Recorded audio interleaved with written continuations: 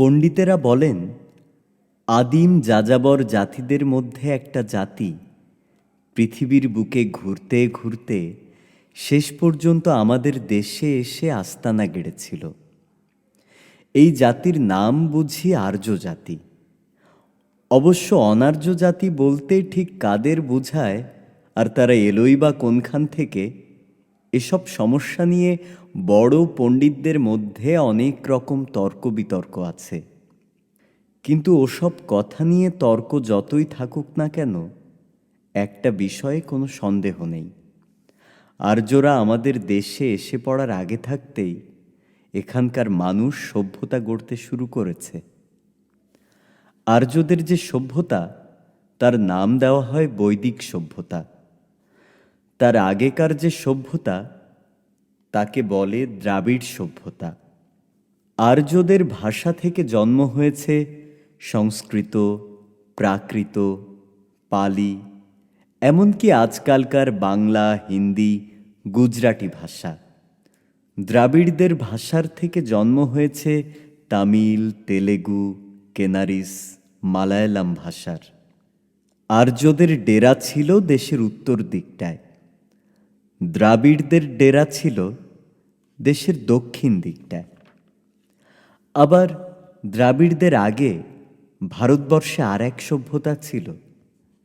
এ সভ্যতার খবর পাওয়া গিয়েছে বছর কয়েক আগে। পাঞ্জাব আর সিন্ধু প্রদেশের মাটি খুঁড়তে খুঁড়তে আবিষ্কার হলো এই অতি পুরানো সভ্যতার চিহ্ন। সে সভ্যতাকে বলে মহেঞ্জোদারো আর হরপ্পা সভ্যতা। হারিয়ে যাওয়া এই সভ্যতার চিহ্নগুলো দেখে পণ্ডিতেরা সাব্যস্ত করেন এ সভ্যতার বয়সও মিশরের সভ্যতার মতোই হবে। তার মানে এ সভ্যতাও ৫-৭ হাজার বছরের পুরনো সভ্যতাই। মহেঞ্জোদারো আর হরপ্পার মাটি খুঁড়ে নাকি তখনকার দিনের অনেক আশ্চর্য কীর্তি দেখতে পাওয়া গিয়েছে। খাসা সব বাড়িঘর, এমনকি ওদের স্নানের ঘর আর নালা কাটবার কায়দা দেখে আজকের লোকেরও তাক লেগে যায়। কিন্তু তখনকার দিনের মানুষগুলোর খবর কি, যারা ওই বাড়ি গেঁথেছে, নালা কেটেছে? তাদের কথা বিশেষ কিছুই জানা যায় না।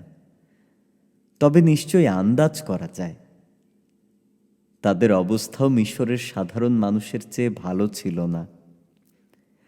আর্যদের যে সভ্যতা, সে সম্বন্ধে খবর পাওয়া যায় অনেক বেশি, আর বুঝতে পারা যায় এ সভ্যতা গড়ে ওঠার মূলেও একটি কথা, হাতিয়ারের উন্নতি। হাতিয়ার যতদিন নেহাত বাজে ধরনের, ততদিন পর্যন্ত সব মানুষই মোটামুটি এক রকমের কাজ করে। কিন্তু হাতিয়ার খানিকটা উন্নত হবার পর দেখা যায় কাজের ভাগাভাগি।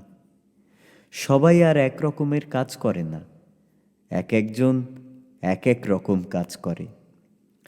কেউ বা শিকার করে বুনো পশু মেরে আনবে, কেউ বা আবার বুনো জানোয়ার পোষ মানিয়ে পালন করার চেষ্টা করবে, কেউ বা ঘাস কেটে আনবে, কাঠ কেটে আনবে, বুনো জবের শীষ কেটে আনবে।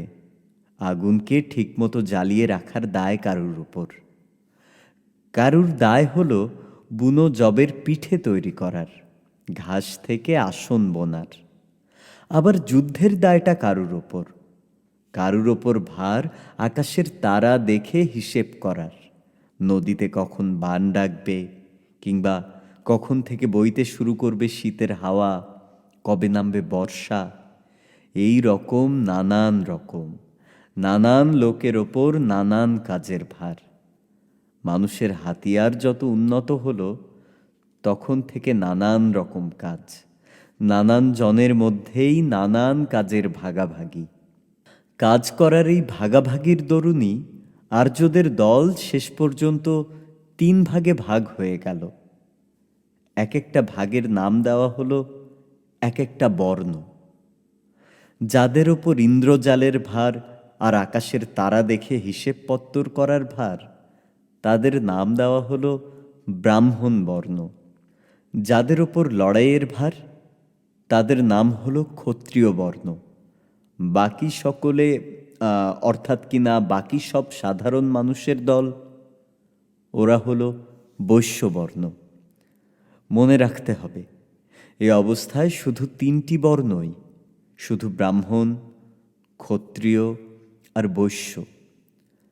তার মানে শূদ্র বলে আর একটা যে বর্ণ, তখন পর্যন্ত তা দেখা যায়নি। শূদ্র দেখা দিল অনেক পরে, হাতিয়ারের উন্নতি অনেক বেশি হওয়ার পরে। কেননা শূদ্ররা হল আর্য দলের কাছে প্রথম কৃতদাস, যুদ্ধে বন্দী করা লোক, যাদের মেহনত দিয়ে তৈরি বাড়তি জিনিস আত্মসাৎ করে নেওয়ার ব্যবস্থা। কৃতদাস জোগাড় করার কথা আগে বলেছি, মনে আছে তো?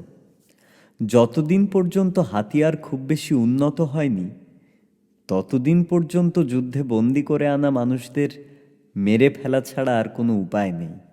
কিন্তু হাতিয়ার যখন উন্নত হলো, তখন থেকে এদের বাঁচিয়ে রেখে লাভ আছে। কেননা ভালো হাতিয়ার হাতে মেহনত করে এরা খানিকটা বাড়তি জিনিস তৈরি করতে পারবে। নিছক বেঁচে থাকার জন্য যতখানি দরকার, তার চেয়ে বেশি খানিকটা জিনিস, তাই বাড়তি জিনিস। এই বাড়তি জিনিসটুকু কেড়ে নেওয়া যাবে, সেইটাই লাভ। আর্যরা ভারতবর্ষে অন্য জাতিদের সঙ্গে শুরু থেকেই লড়াই করেছে, তাই বহুদিন আগে থাকতেই জুটেছে বিপক্ষ দলের বন্দী মানুষ। কিন্তু হাতিয়ার যতদিন খুব উন্নত হয়নি, ততদিন পর্যন্ত এই বন্দী মানুষদের পুড়িয়ে ফেলার ব্যবস্থা। হাতিয়ার যখন থেকে উন্নত হলো, তখন থেকে আর পুড়িয়ে ফেলা নয়, দলের মধ্যেই কৃতদাস করে রেখে দেওয়া। এই ব্যাপারটার কথা ভালো করে জানতে পারা যায় আর্যদের একটা যজ্ঞ থেকে। যজ্ঞটার নাম পুরুষমেধ যজ্ঞ। যজ্ঞটা করার সময় 11টা খুঁটি পোতার নিয়ম। প্রত্যেকটি খুঁটিতে একটি করে পশু বাঁধা, আর খুঁটিগুলোর মাঝখানে মাঝখানে একজন মানুষকে দাঁড় করে রাখার কথা। এদের নাম নরপশু, যুদ্ধে বন্দী করা মানুষ। যজ্ঞের তৃতীয় দিনে এক এক করে প্রত্যেকটি পশুকে বলি দেওয়ার নিয়ম। কিন্তু ওই নরপশুদের বলি দেয়া নয়, এদের উৎসর্গ করা হবে এক একজন দেবদেবীর নামে। তারপর যজ্ঞের প্রধান পাণ্ডা একটা জ্বলন্ত কাঠ নিয়ে 3বার করে এদের চারপাশে ঘুরবে, আর তারপর এদের ছেড়ে দেওয়া হবে, মেরে ফেলা নয়। ব্যাপারটা কি?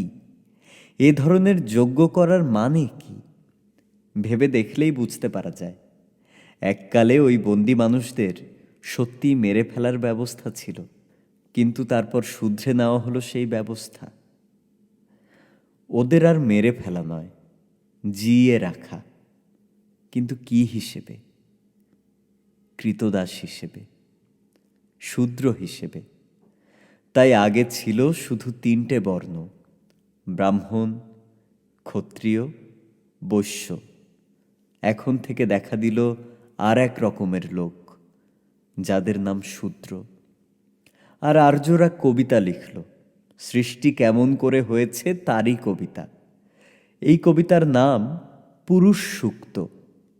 এই কবিতায় বলা হয়েছে, আগে ছিল বিরাট পুরুষ, তার থেকেই জন্ম হয়েছে 4 রকম মানুষের, 4 বর্ণের, ব্রাহ্মণ, ক্ষত্রিয়, বৈশ্য আর শূদ্র।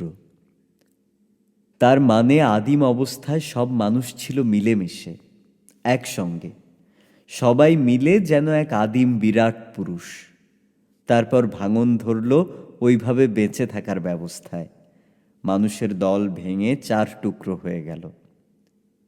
কবিতাটা অবশ্য শাসকদেরই লেখা, তাই তাদেরই মনের যত কথা এই কবিতায়। শাসক মানে ওই ব্রাহ্মণ আর ক্ষত্রিয়। কবিতা করে তাই বলা হচ্ছে, এই বিরাট পুরুষের মুখ থেকে জন্ম হলো ব্রাহ্মণের, হাত থেকে জন্ম হলো ক্ষত্রিয়ের, আর ওই ছোট লোকের দল, যাদের নাম হলো শূদ্র, তারা জন্মালো সেই বিরাট পুরুষের পা থেকে। তবু মেহনতের আসল দায়টা ওই শূদ্রদেরই ঘাড়ে। তারাই কোপাবে মাটি, ফলাবে ফসল, ভাঙবে পাথর, গাঁথবে ঘর। শূদ্রের সঙ্গে মাটির সম্পর্ক একেবারে যেন নারীর সম্পর্ক। ব্রাহ্মণ আর ক্ষত্রিয়দের সঙ্গে মাটির সম্পর্ক থাকবে কেমন করে? তারা তো আর নিজেরা মেহনত করবে না, অপরের মেহনত দিয়ে তৈরি জিনিস জমবে তাদের ভাঁড়ারে। কবিতা করে তাই বলা হয়েছে, ওই বিরাট পুরুষের পা থেকে শুধু শূদ্র জন্মায়নি, মাটিও জন্মেছে। মাটি আর শূদ্র দুয়ের সম্পর্ক বড় কাছাকাছি। তখনকার দিনে মেহনত বলতে বেশিরভাগই হলো চাষবাস করা, আর এই মেহনতের আসল দায়টা শূদ্রদেরই ঘাড়ে। কিন্তু তাদের কপালে জুটল কি?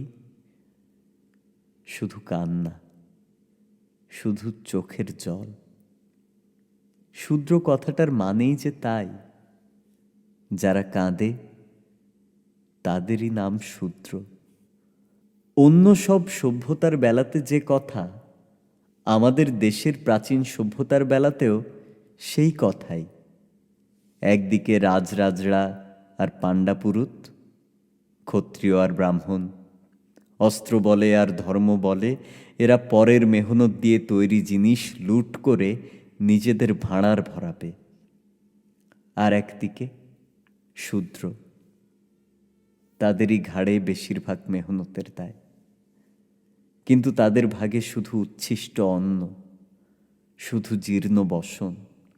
আর পাছে এরা বেঁকে বসে, মুখ বুজে মেহনত করতে রাজি না হয়, এই ভয়ে বারবার নতুন নতুন আইনের বই লিখে এদের একেবারে আষ্টে পৃষ্ঠে বেঁধে রাখার ব্যবস্থা। অবশ্য লুটের ভাগ করা নিয়ে প্রথম প্রথম ব্রাহ্মণ আর ক্ষত্রিয়দের মধ্যে মারামারি কাটাকাটির শেষ ছিল না। তাই কখনো ব্রাহ্মণ পরশুরাম কাঁধে কুড়োল নিয়ে বের হয়েছে দেশ থেকে সমস্ত ক্ষত্রিয়কে কেটে সাফ করে দেবার জন্যে।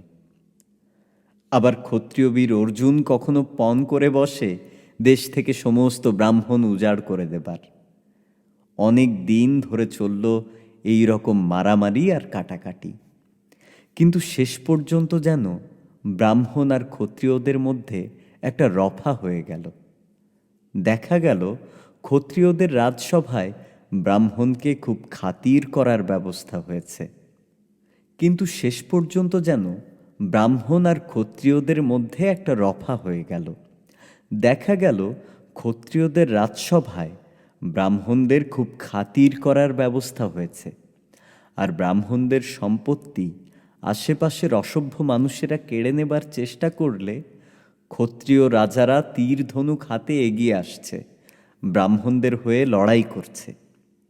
উত্তরে ব্রাহ্মণরা রটাতে শুরু করল, রাজারা হলো স্বয়ং ভগবানের অবতার, ভগবানের কাছে মাথা নোয়ানো যেরকম দরকার, সেই রকমই দরকার ক্ষত্রিয় রাজার পায়ে মাথা নোয়ানো। কিন্তু শূদ্র, ওই মেহনতকারীর দল, ওদের কি অবস্থা হলো?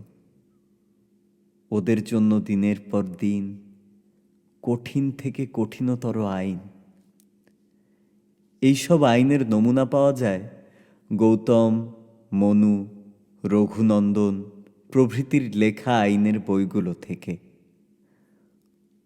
মনু আইন করলেন, শূদ্ররা খাবে শুধু এঁটো ভাত, পরবে ছেঁড়া কাপড়, শোবে ছেঁড়া মাদুরে। এ আইনের নাম নাকি মানব ধর্ম।